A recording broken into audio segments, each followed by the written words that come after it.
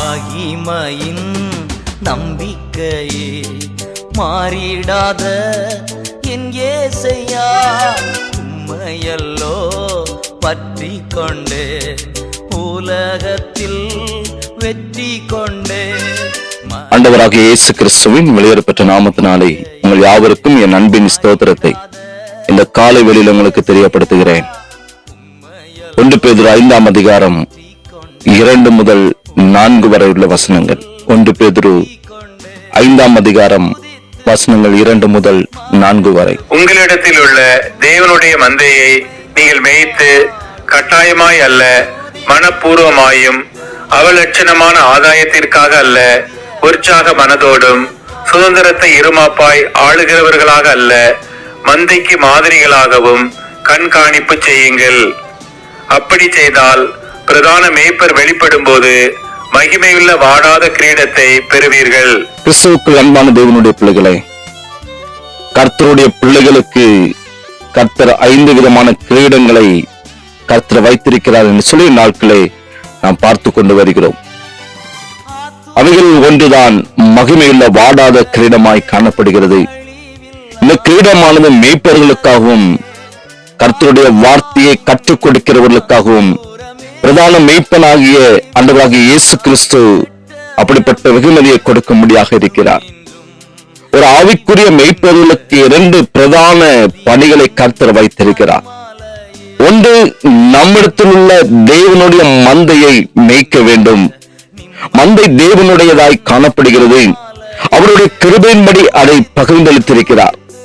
அவரவர்களுக்கு கர்த்தர் கொடுத்திருக்கிற மந்தையை வசனத்தை கற்றுக் கொடுத்து அவருடைய பாதையிலே நடத்த வேண்டும் என்று சொல்லி கர்த்தர் விரும்புகிறார். ஆசாரியனுடைய உதடுகள் அறிவை காக்க வேண்டும். வேதத்தை அவன் வாயில் தேடுவார்கள் என்று பரிசுத்த வேதாகமம் கூறுகிறது. தேவனுடைய ஆலயத்திற்கு ஜனங்கள் வருவது அவருடைய வழிகளை வேதத்தின் மூலம் கற்றுக்கொள்வதற்கு என்ற உணர்வோடு மந்தையை நாட்கள் நாம் நடத்த வேண்டும். 2வது காரியம், மந்தையை கவனித்து அவர்களுக்கு முன்பு மாதிரியில் ஜீவியம் செய்து அப்படிப்பட்ட ஒரு வாழ்க்கை, மாதிரியுள்ள வாழ்க்கை வாழ்ந்து நம்முடைய ஆவிக்குரிய வாழ்க்கையை நாம் பாதுகாத்து காப்பாற்ற வேண்டும். நல்ல மேய்ப்பன் ஆடுகளுக்காக தன் ஜீவனையே கொடுக்கிறார். மேய்ப்பனாக இராதவனும் ஆடுகள் தனக்கு சொந்தமல்லாததுமான கூலிக்காக வேலை செய்கிறவனானபடியால் ஓனாய் வருகிறதை கண்டு ஆடுகளை விட்டு ஓடி போவான். ஆடுகளுக்காக அவன் கவலைப்படுவதே கிடையாது. நல்ல மேய்ப்பர்கள் தங்கள் மந்தையோடு காணப்படுவதை முக்கியப்படுத்துகிறவர்களாக காணப்படுவார்கள். அதுபோலதான் ஒரு தகப்பனுடைய இருதயத்தோடு மந்தையை பராமரித்து பாதுகாத்து நடத்த வேண்டும் என்று சொல்லி கர்த்தர் விரும்புகிறார். ஆண்டவராகிய இயேசு கிறிஸ்து பேதுருவை பார்த்து கேட்டதான ஒரு கேள்வி, என்னில் அன்பாயிருக்கிறாயா, என் ஆடுகளை மேய்ப்பாயா என்று சொல்லி கர்த்தர் சொன்னார்.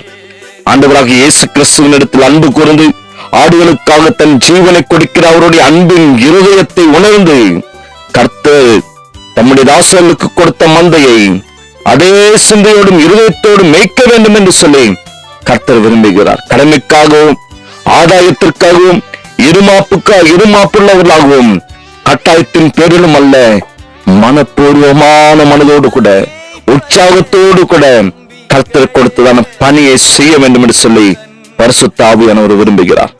ஆத்துமாக்களுக்கு உத்தரவாதம் பண்ணுகிற மேலான பணியை நம்மை நம்பி கர்த்தர் கொடுத்திருக்கிறார். உங்களை நடத்துகிறவர்கள் உங்கள் ஆத்துமாக்களுக்காக உத்தரவாதம் பண்ணுகிறவர்களாய் விழித்திருக்கிறவர்களானபடியால் அவர்கள் துக்கத்தோடு அல்ல, சந்தோஷத்தோடு அதை செய்யும்படி அவர்களுக்கு கீழ்ப்படிந்து அடங்குங்கள். அவர்கள் துக்கத்தோடு அப்படி செய்தால் அது உங்களுக்கு பிரயோஜனமா இருக்க மாட்டாது என்று சொல்லி எபிரேயர் 13ஆம் அதிகாரம் 17வது வசனத்திலே வாசிக்கிறோம். அதனால்தான் உள்ளான மனுஷனாகிய ஆத்துமா மிகவும் வெளியேறப்பெற்றது, அழிவில்லாதது. மனுஷன் உலகம் முழுவதையும் ஆதாயப்படுத்தினாலும் தன் ஜீவனை ஆத்துமாவை நஷ்டப்படுத்தினால் அவனுக்கு லாபம் என்ன என்று சொல்லி கர்த்தர் கேட்டார். அந்த வெளியேறப்பட்ட ஆத்துமாவிற்கு உத்தரவாதம் பண்ணுகிற மேலான படியை கர்த்தர் மேய்ப்பர்களிடமும் போதகர்களிடமும் ஒப்படைத்திருக்கிறார்.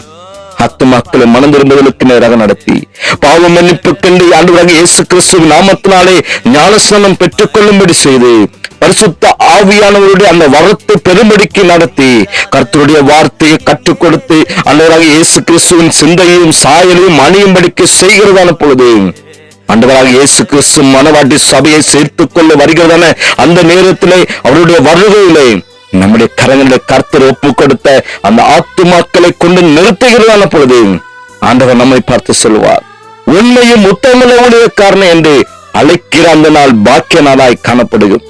அந்த உத்தரவாதத்தை உணர்ந்தவர்களாய் கர்த்தருடைய ஊழியத்தை செய்கிறதான ஒவ்வொருவரும் பிரதான மெய்ப்பெண் வெளிப்படுகிறதான பொழுது மகிமையுள்ள வாடாத அந்த கிரீடத்தை தந்து ஒவ்வொரு தேவனுடைய தாசர்களையும் தேவனுடைய பிள்ளைகளையும் கர்த்தர் கனப்படுத்த விரும்புகிறவராய் காணப்படுகிறார்.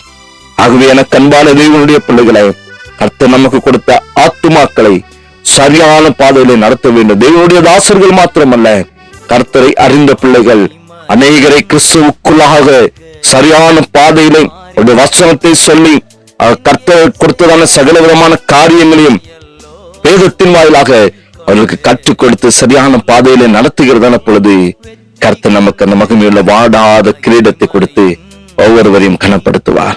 வாஞ்சியோடு கூட செய்வோமா? அர்ப்பணிப்போடு கூட செய்வோமா? கர்த்தருடைய கிருபை உங்களோடு கூட இருப்பதாக. ஆமென். செபிக்கலாமா? பரிசுத்தம் இருக்கும் எங்கள் அன்பின் நல்ல தகப்பனே, அப்பா, ஆசீர்வதிக்கப்பட்ட அந்த காலை வேலைக்காக நாங்கள் நமக்கு நன்றி செலுத்துகிறப்பா. மகிமையுள்ள வாடாத கிரீடத்தை நீர் எங்களுக்கு தந்து எங்களை கனப்படுத்துகிற தேவன்.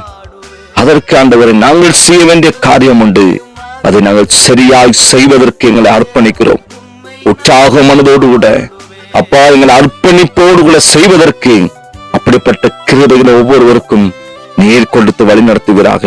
நீர் தந்த ஆத்துமாக்கள் ஆண்டவர் சரியான பாதையிலே அப்பா வேதத்தின் வாயிலாக வேதத்தை கண்டித்து உணர்த்தி ஆண்டவர் ஜனங்களுக்கு சரியான பாதையிலே போதித்து நடத்துகிறவர்களாக, கண்டித்து உணர்த்துகிறவர்களாக தகப்பனை ஒவ்வொருவருக்கும் அப்படிப்பட்ட கிருபைகளையும் வரத்தையும் வல்லமைகளையும் தேவன் கொடுப்பீராக. தேவனுடைய தாசர்கள் மாத்திர அல்ல ஆண்டவரே, தேவனை அறிந்த பிள்ளைகளும் வசனத்தை சரியாக கற்றுக்கொண்டு வசனத்தின்படி வாழ கர்த்தர் கிருபை செய்யுங்க. ஒவ்வொருவரையும் ஆசீர்வதி. இயேசுவின் நாமத்தில் ஜெபிக்கிறோம் நல்ல பிதாவே. ஆமென்.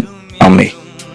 ஜீவிக்கின்ற நிம்மதியின் கண்மாலையே, நேற்றும் இன்றும் ஜீவிக்கின்ற நிம்மதியின் கண்மாலையே.